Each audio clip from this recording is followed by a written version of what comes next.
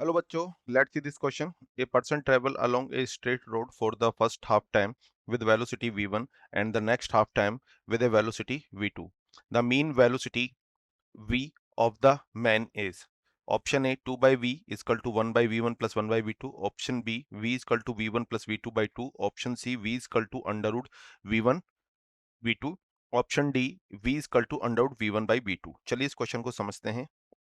हमें क्या दिया गया है? हमें बोला गया है कि कोई पर्सन है जो कुछ डिस्टेंस को ट्रेवल करता है और उस डिस्टेंस को ट्रेवल करने में उसे टोटल अगर हम मान के चलते हैं टी टाइम लगता है। सपोज उसे टोटल जो टाइम लगता है वो टी है।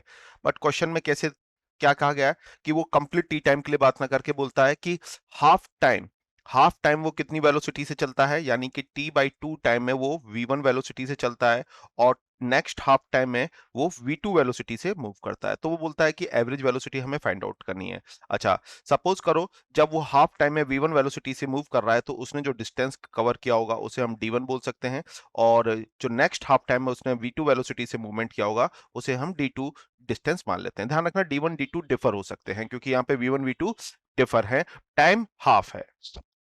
फिर हम इसी कंडीशन लेके आगे बढ़ते हैं। तो सबसे पहले हम देखें कि d1 डिस्टेंस कितनी होगी। तो जो वेलोसिटी है v1 इंटू जो टाइम उसने लिया पर्सन ने, that is t by two, और d2 कितना हो जाएगा सर? d2 इजकल टू हो जाएगा v2 इंटू टाइम जो टेकन है t बाई टू।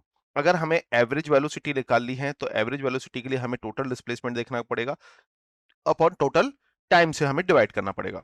तो टोटल डिस्प्लेसमेंट हमारा जो हो जाएगा d1 plus d2 divided by total time. यहाँ पे d1 d2 की वैल्यू को हम पुट कर देते हैं v1 into T by two plus v2 into T by two divided by total time t।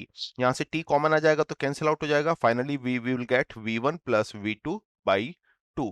So final average velocity of object या person is v1 plus v2 by 2। So final answer is b, option B v is equal to v1 plus v2 by 2। Best of luck.